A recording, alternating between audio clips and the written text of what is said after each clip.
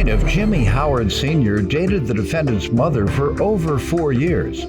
And despite the fact that she told him the defendant was not his child, Jimmy believes he may be. So he petitioned the court for a paternity test. Defendant John Queese Burris says growing up his mom always told him another man was his father, but neither that man nor Jimmy were ever in his life. John Queese is eager to find out the truth today. Today we are here for a paternity test, is that right? Yes, sir. So give me some background. During the years of about 89 through 93, I was dating John Queese's mother. And during that time, she became pregnant and we were getting along real good. And all of a sudden, she started getting distant and everything. And when she became pregnant, she would not come around as often as she would and whatnot. And she started telling me about she was dating someone else, a gentleman that came home from prison. And let me stop you. So you all dated for 4 years? A little bit over 4 years, sir. Yes, sir. Is that when she told you at the end of the 4.5 years that she was pregnant? Yes, sir. Well, I found out she was pregnant. She really didn't tell me. How did you find out? I found out when she came over and I noticed her, getting bigger. And that's when I asked her and she told me she was pregnant. All right. And you all were still dating? Yes, sir. And so how did another person come into the picture? Y'all just happened to be talking and she blurted that out? Yes, sir. Well, I called it dating. She said that we was not dating. How did it come up, sir? Dating. How did it come up? You're sitting there with your girlfriend. Hey, baby, how was your day today? Such and such and such and such. We didn't really date when he was in jail. What? What are we talking about? That's what I'm trying to ask. How? Because you have been together so long. That's my point. 4.5 years is a long time, quite frankly, for most this day and age. And it's, yes, sir. You're getting toward marriage and all that. And so that's what I'm saying. Y'all were more than just casual dates. Yes, so something happened for her to bring up the fact that she had been with another man or that she's been in touch or likes or talking with. Something happened. Well, how did it come up? She just blurted it out. She just came out and told me she was seeing someone else. I told her, what about me and her? And she was like, well, I'm seeing someone else. He was out of prison, obviously. Yes, sir. Okay, so it sounds like it was a guy who she was dating before he went, and then when he came home, she called herself being loyal by getting back with him. I happened to find out from her family member, she had been writing, say, a friend, a note saying she was just being a friendly noting thing, not knowing that it was getting serious. I did not know anything about it till the family member told me. So that's the way it came out. Okay. Let's put it. Yes, sir. All right. And she was pregnant when she told you that, correct? Yes, sir.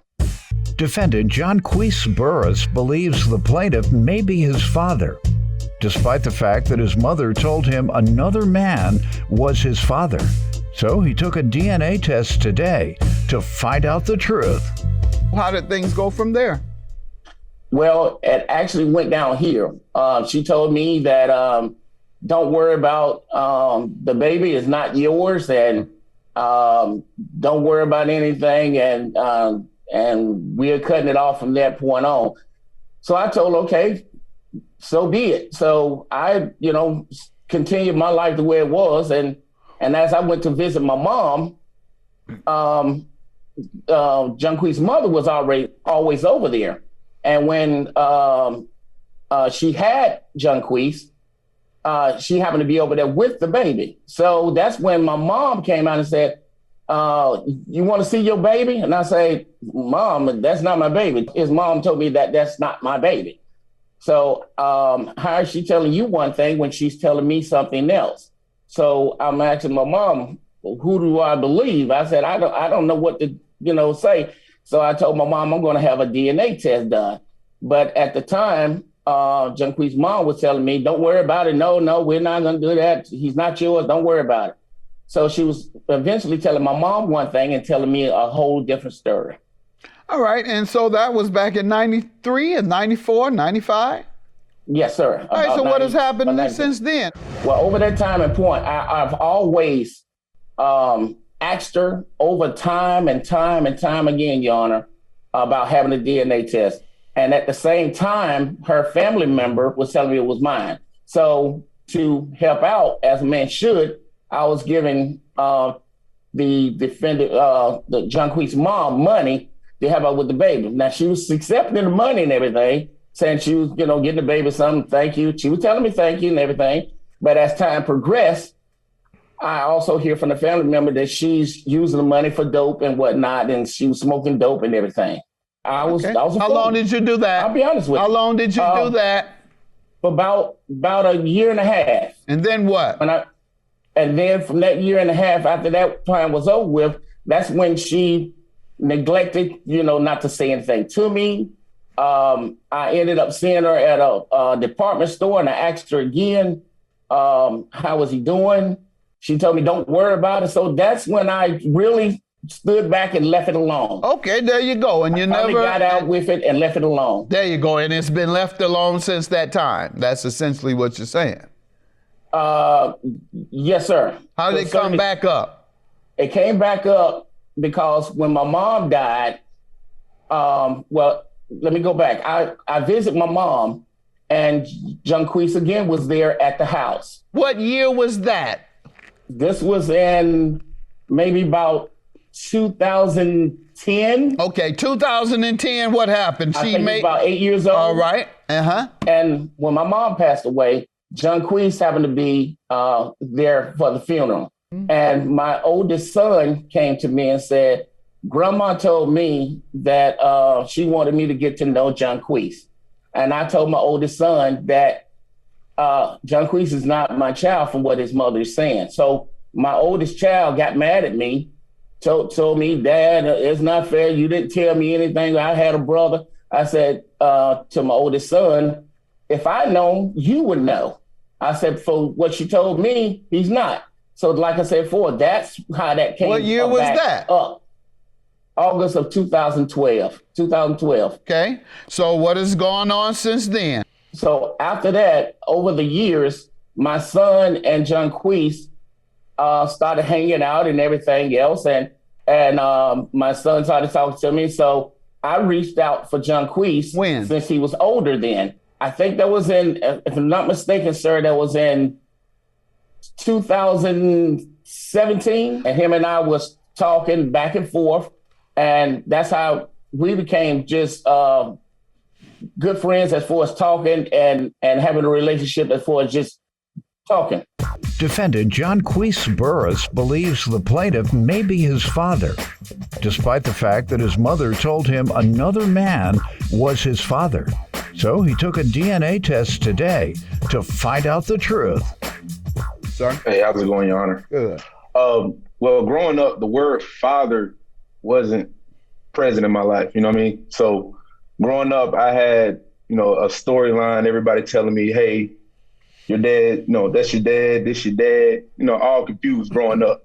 So everything I learned, I pretty much learned it from women, uncles, and everything growing up. So I had my mom used to tell me, oh, this other guy, that I got my last name from, oh, he's your father.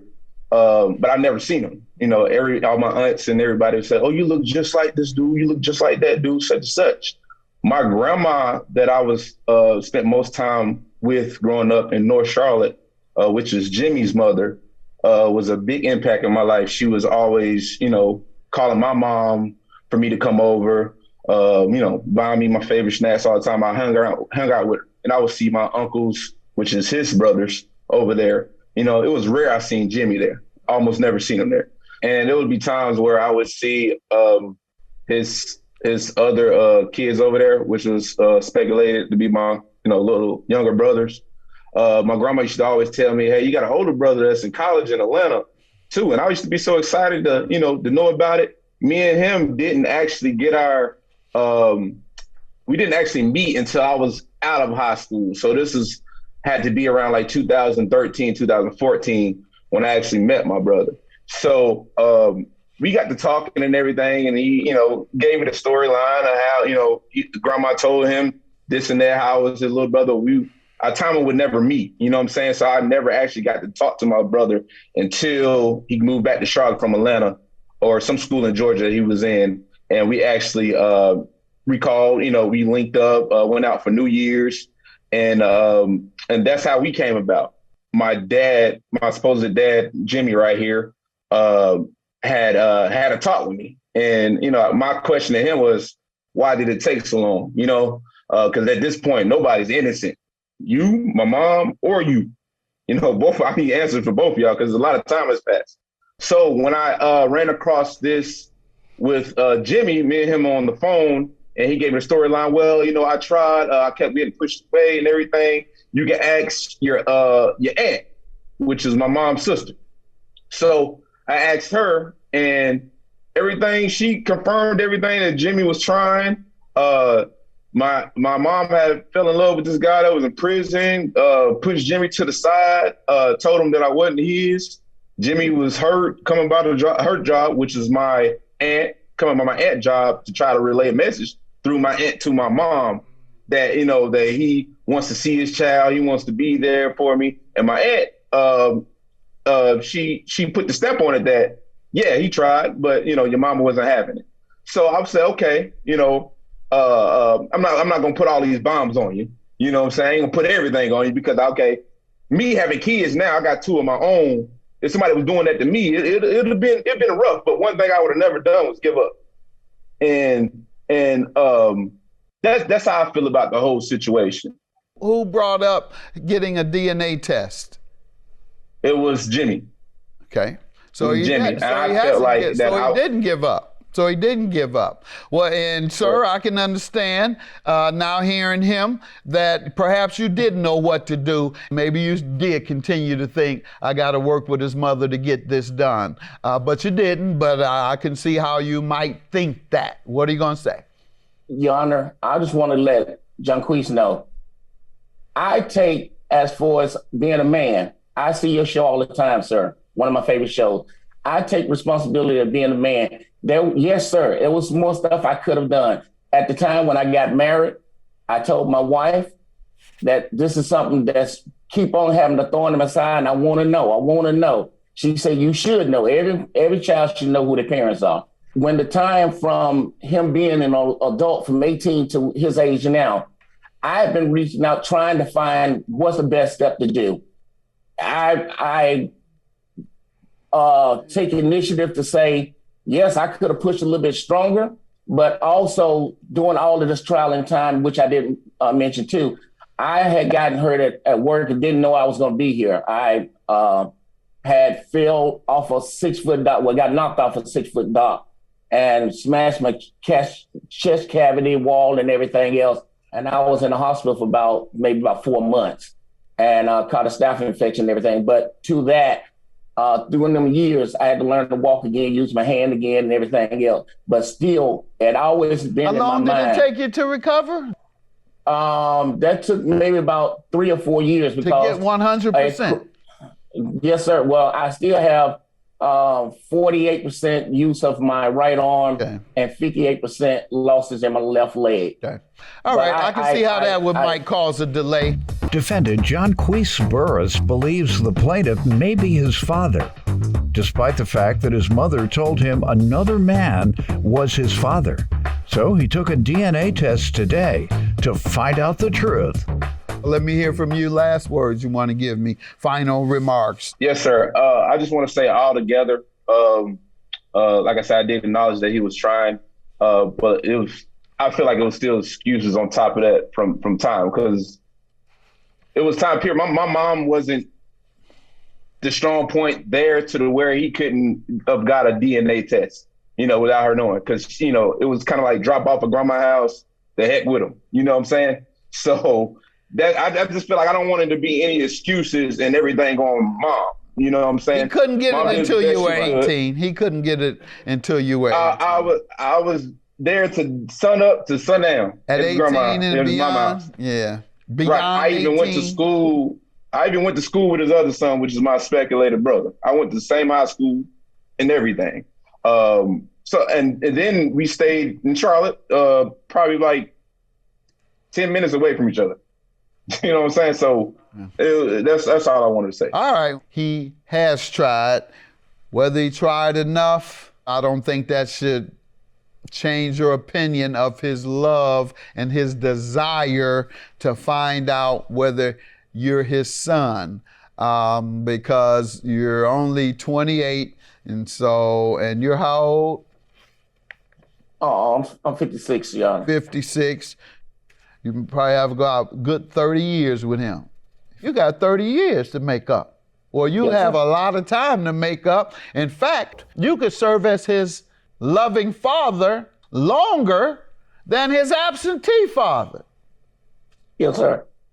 So, He'd be a grandfather. yeah, and be a grandfather. So, well, he is your son. So, God bless you, brother. Thank you, Elder. Hey, man, I'm so sorry that I didn't push harder, man, for you to have a father around you, but I'm here now, and I'm gonna try to do the best I can, man, to show you I love you, man. Love you too. Hey man, we gotta, let's get it going. You got 2 grandsons, man. So, it's about to go up. So let's get it. And they're a handful too. So I'm letting you know now.